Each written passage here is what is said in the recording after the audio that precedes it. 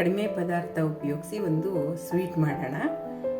ಹಸಿ ತೆಂಗಿನಕಾಯಿ, ಸಕ್ಕರೆ ಪುಡಿ, ಹಾಲು, ಏಲಕ್ಕಿ ಪೌಡ್ರು. ನೋಡಿ, ಬಾಣಲಿ ಕಾಯ್ದಿದೆ. ಈಗ ನಾನ್ ಸ್ಟಿಕ್ ಆದ್ರೇನು ಬೇಡ. ನಾನ್ ಸ್ಟಿಕ್ ಅಲ್ಲ ಅಂದರೆ ಒಂಚೂರು ತಳ ಒತ್ತಬಾರ್ದು, ಅಂದರೆ ಒಂಚೂರು ತುಪ್ಪ ಹಾಕ್ಕೊಳ್ಳಿ. ನುಣ್ಣಗೆ ಪುಡಿ ಮಾಡಿರೋ ಅಂಥ ತೆಂಗಿನಕಾಯಿ ತುರಿ, ಹಸಿ ತೆಂಗಿನಕಾಯಿ ತುರಿ.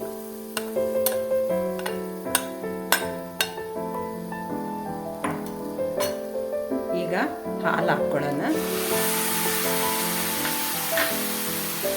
ಈಗ ಸಕ್ಕರೆ ಪುಡಿ ಹಾಕ್ಕೊಳ್ಳೋಣ.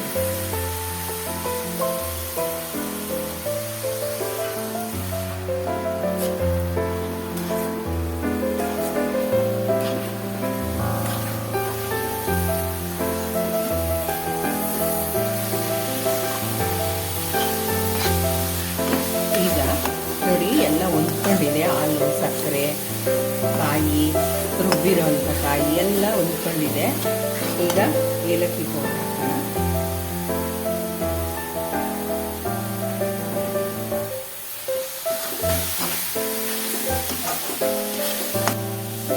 ನೋಡಿ, ಈಗ 5 ನಿಮಿಷ ಆಯಿತು. ಕೆದಕ್ತಾ ಇರ್ತೀವಲ್ಲ, ಈಗ ಆಗಿದೆ. ಈಗ ಸ್ಟವ್ ಆಫ್ ಮಾಡಿ ಉಂಡೆ ಕಟ್ಕೊಳ್ಳೋಣ. ಬೇಕಂದರೆ ನೀವು ರುಚಿಗೆ ಎಸೆನ್ಸ್ ಹಾಕೋಬೋದು, ಗಮ್ ಅಂತ ಇರುತ್ತೆ. ಬೇಕಂದರೆ ತಿಂತೀವಿ ಅಂದರೆ ಕೋವಾ ಹಾಕೋಬೋದು.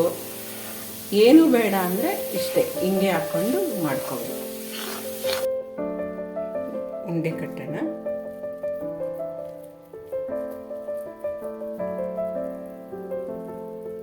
ಬಿಸಿ ಬಿಸಿ ಇರುವಾಗಲೇ ಉಂಡೆ ಕಟ್ಟಬೇಕು.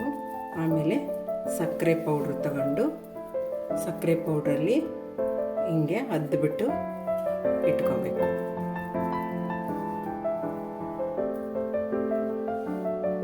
ನೋಡಿ, ಈಗ ಸಿಂಪಲ್ಲಾಗಿ ತುಂಬ ಬೇಗ ಮಾಡುವಂಥ ಸ್ವೀಟ್ ತೋರಿಸಿದ್ದೀನಿ. ನೋಡಿ, ತುಂಬ ಚೆನ್ನಾಗಿ ಬಂದಿದೆ.